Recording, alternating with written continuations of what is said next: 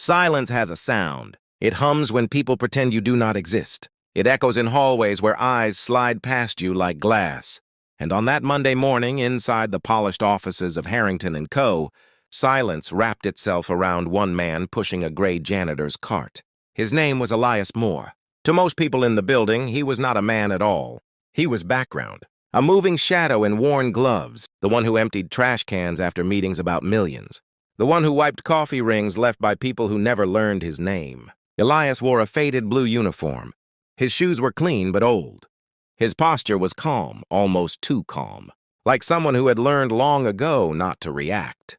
When employees passed him, they did not say good morning. Some did not even step aside. A young executive laughed loudly near the elevators and said, "Careful, don't trip over the help."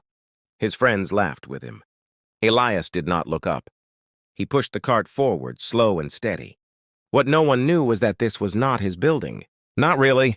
The company occupied 40 floors of glass and steel in downtown Chicago. On paper, it was run by a board of powerful men and women. In reality, it was controlled by money. And a large portion of that money belonged to one silent investor whose name never appeared in public reports. That investor was Elias Moore. But no one knew that yet. Not the executives, not the assistants, not even Clara Reynolds, the woman who would soon change everything.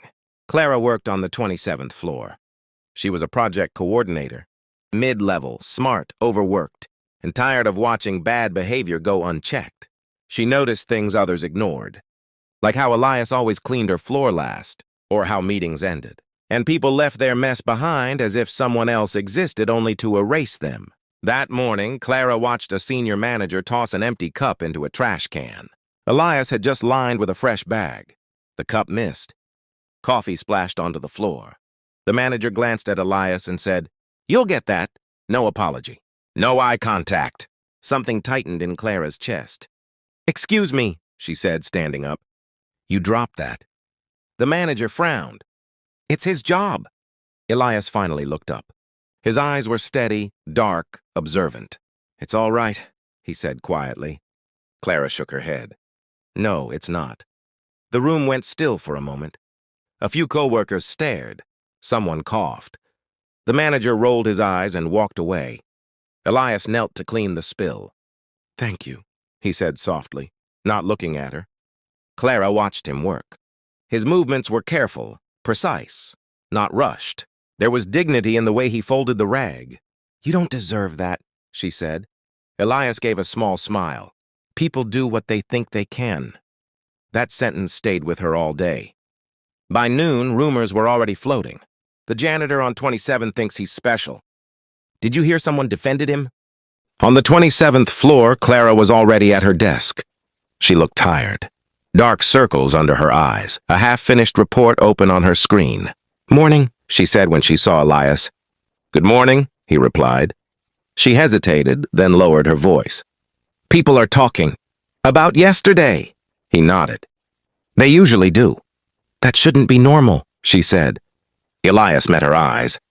"It doesn't have to stay normal." She did not know why, but that sentence sent a chill through her. At 9:30 a.m., the incident happened. A group of senior executives were touring the floor with a potential client. Suits, smiles, handshakes that meant nothing. Elias was mopping near the conference room entrance, careful to stay out of the way. One executive, Mark Delaney, stopped suddenly. "Who told him to clean now?" Mark snapped, pointing at Elias like he was an object left out of place. Elias paused. "I can move if you'd like." Mark scoffed. "You people are always in the way." The hallway went silent. Clara stood up so fast her chair scraped loudly against the floor. "Excuse me," she said. That was unnecessary. Mark turned, surprised. "This is a client meeting." "And that's a human being," she replied. The client shifted uncomfortably. Phones came out. Someone whispered, "Careful." Mark's face flushed. "Stay in your lane." Elias quietly stepped back, giving them space. He did not argue. He did not raise his voice. But he looked at Mark for a long moment. Not angry, assessing. Mark laughed nervously and continued walking. But the damage was done. By lunchtime, HR emails were circulating. Carefully worded, vague, reminding staff about professionalism and respect. No names mentioned, no consequences promised. Clara sat in the stairwell, furious. "They always do this," she muttered. "Protect the powerful. Silence everyone else." Elias happened to be there, changing a trash liner.